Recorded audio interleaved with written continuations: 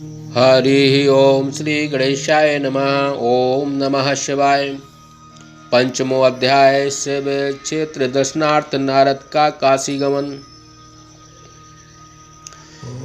सूत जी बोले, हे ब्राह्मणों, जब ऐसा कहकर भगवान विष्णु अंतर ध्यान हो गए, तब मुनि श्रेष्ठ नारद जी भक्ति पूर्वक शिवलिंगों का दर्शन करते हुए पृथ्वी पर विचरने लगे।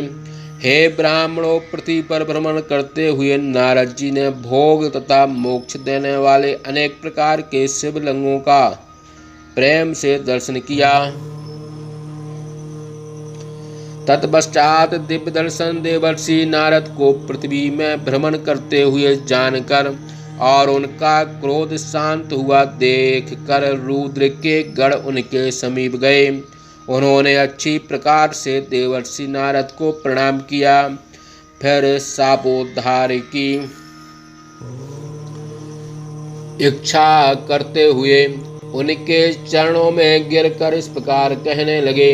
रुद्रगण बोले, हे स्वरर्ष ब्रह्मपुत्र, आप प्रीति पूर्वक हमारी बात सुने। उस समय आप का अपराध करने वाले हम लोग वास्तव में ब्राह्मण नहीं हैं, किंतु आपका अपराध करने वाले हम दोनों महादेव जी के गण हैं। जब तक राजकुमारी श्रीमती के स्वयंवर में आपने माया से मोहित होने के कारण तथा शाम सदा शिव से प्रेरित होने के कारण हम दोनों को शाप दे दिया, उस समय कुछ समय जानकर हम लोगों ने मौन ही रहना उचित समझा। अस्तु, यह तो अपने किए गए कर्मों का फल था, इसमें किसी का दोष नहीं, किंतु अब आप प्रसन्न हो जाइए और हम दोनों पर अनुग्रह दृष्टि कीजिए। सूत जी बोले, उन गणों के द्वारा भक्ति तथा आदर युक्त कहे गए वचनों को सुनकर पश्चाताप करते हुए देवर्षि नारद प्रेम से बोले। नारद जी बोले, सत्पुरुषों में माननीय हे महादेव के गणों, तुम लोग मेरे सुखदायी मोह रहित एवं यथार्थ वचनों को सुनो। निश्चय ही पहले शिव की इच्छा से मेरी बुद्धि नष्ट हो गई थी, जिससे मोहग्रस्त हो मैंने दुर्बुद्धि से तुम दोनों को शाप दे दिया। मैंने जो कुछ भी कहा उसे तो होना ही था, तो भी हे गणों मेरी बात सुनो और मेरा अपराध क्षमा करो। मैं तुम लोगों को शाप से उद्धार का उपाय कहता हूँ। तुम लोग श्रेष्ठ मुनि के वीर्य से जन्म लेकर महाबलवान प्रतापी एवं ऐश्वर्यवान राक्षसपति होगे। तुम लोग जितेंद्रिय शिव भक्त तथा इस समस्त ब्रह्मांड के राजा बनोगे और शिव जी के दूसरे शरीर महाविष्णु से मृत्यु को प्राप्त कर पुनः अपने पद को प्राप्त करोगे। सूत जी बोले, महात्मा नारद जी के इस प्रकार के वाक्य को सुनकर वे दोनों महादेव जी के गण बर परम प्रसन्न हो अपने स्थान को चले गए। इधर नारद जी भी परम प्रसन्न हो अनन्य बुद्धि से सदा शिव का ध्यान करते हुए और बारंबार शिव तीर्थों का दर्शन करते हुए पृथ्वी में विचरण करने लगे। फिर वे सर्वोपरि विराजमान शिव प्रिया शिव स्वरूप एवं शिव सुखदायिनी काशी में आए। काशीनाथ तथा काशी के दर्शन से वे कृतार्थ हो गए।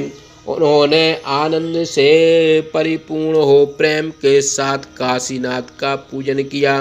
वे मुनि श्रेष्ठ काशी का सेवन करते हुए अपने को कृत्य कृत्य मानने लगे और काशीपति की महिमा का स्मरण कर उन्हें नमस्कार कर उनकी महिमा का वर्णन करते हुए प्रेम से विह्वल हो उठे। फिर विशेष रूप से शिव तत्व की जिज्ञासा से शिव का स्मरण करते हुए ब्रह्मलोक को चले गए। वहां जाकर उन्होंने ब्रह्मदेव को प्रणाम कर अनेक प्रकार के स्तोत्रों से उनकी स्तुति कर और शिव का ध्यान करते हुए ब्रह्मदेव से शिव तत्व के विषय में पूछा। नारद जी बोले, हे ब्रह्म, हे के स्वरूप को जानने वाले जगत प्रभु, हे पितामह, हे ब्रह्मन, आपकी कृपा से मैंने विष्णु का महत्तम भक्ति मार्ग, ज्ञान मार्ग और अत्यंत दुस्तर तपो मार्ग, दान मार्ग एवं तीर्थों का महत्तम सुना, किंतु मैंने अब तक क्रमशः शिव तत्व एवं शिव पूजा का मार्ग नहीं जाना। इसलिए हे प्रभु, मुझे शिव जी के अनेक चरित्रों का वर्णन कीजिए। निर्गुण स्वरूप शिव जी किस प्रकार सगुण होते हैं, क्योंकि मैं शिव माया से मोहित हूँ, इसलिए शिव तत्व की जानकारी मुझे नहीं है।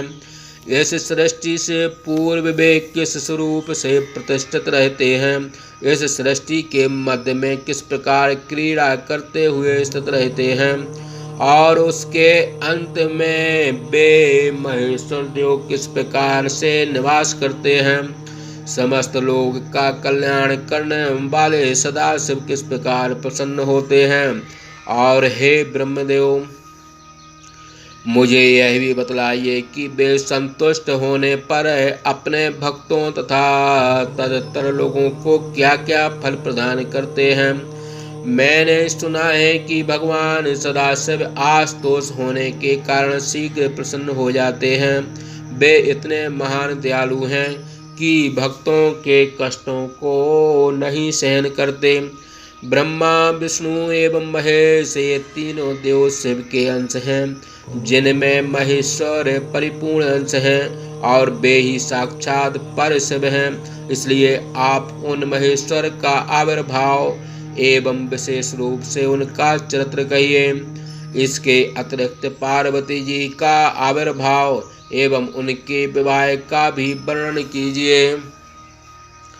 उनके गृहस्थ आश्रम तथा गृहस्थ आश्रम की उत्कृष्ट लीलाओं का भी हे अनंग वर्णन कीजिए।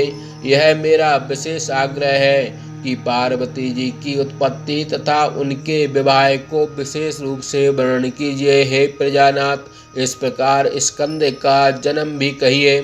हे जगत प्रभु, यद्यपि मैंने पहले भी बहुत से लोगों से यह सब सुना है, किंतु मेरी तृप्ति नहीं हुई, इसलिए आपकी शरण में आया हूँ। आप मेरे ऊपर कृपा कीजिए। इस प्रकार अपने पुत्र नारद जी का वचन सुनकर लोग पिता ब्रह्मा जी देवर्षि नारद से कहने लगे।